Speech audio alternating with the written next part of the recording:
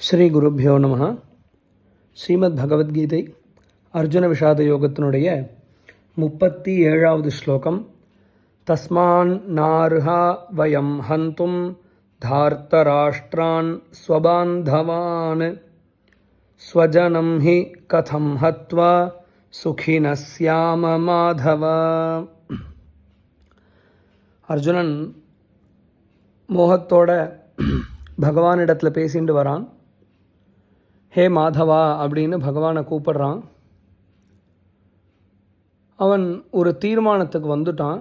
இவர்கள் ஆததாயிகளாக இருந்த பொழுதிலுமே பந்துக்கள் அப்படிங்கிறதுனால இவரை கொன்னா நமக்கு பாப்பம் வரும் அப்படிங்கிற தீர்மானத்துக்கு அவனாக வந்துட்டான்.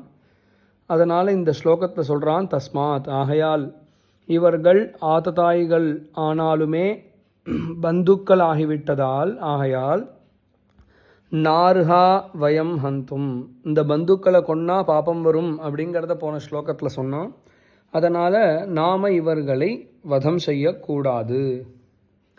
அவர்கள் தர்மத்தை மீறியிருந்தாலும் எங்களுடைய பந்துக்கள் என்பதால் அவர்களை யுத்தத்தில் கொல்வது சரியல்ல அப்படிங்கிறது.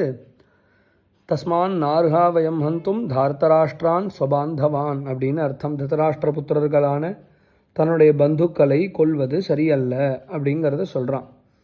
மேலும் கேட்கலாம், அப்படி இந்த யுத்தத்தில் ஜெயிச்சுட்டா கூட உறவினர்கள் எல்லாரையும் வதம் பண்ணதற்கு பிற்பாடு நமக்கு சந்தோஷம் எங்கேருந்து வரப்போகிறது?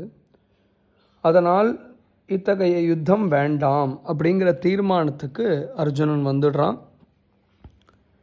ஸ்வஜனம் ஹி கதம் ஹத்வா சுகினஸ்யாம மாதவா. ஹே மாதவா கிருஷ்ணா, இந்த பந்துக்களை கொலை பண்ணால் பாப்பம் அப்படிங்கிறதும் ஒன்று, இவாளை கொலை பண்ணதற்கு பிற்பாடு நமக்கு சுகமும் கிடையாது அப்படிங்கிறத அவன் சொல்கிறான்.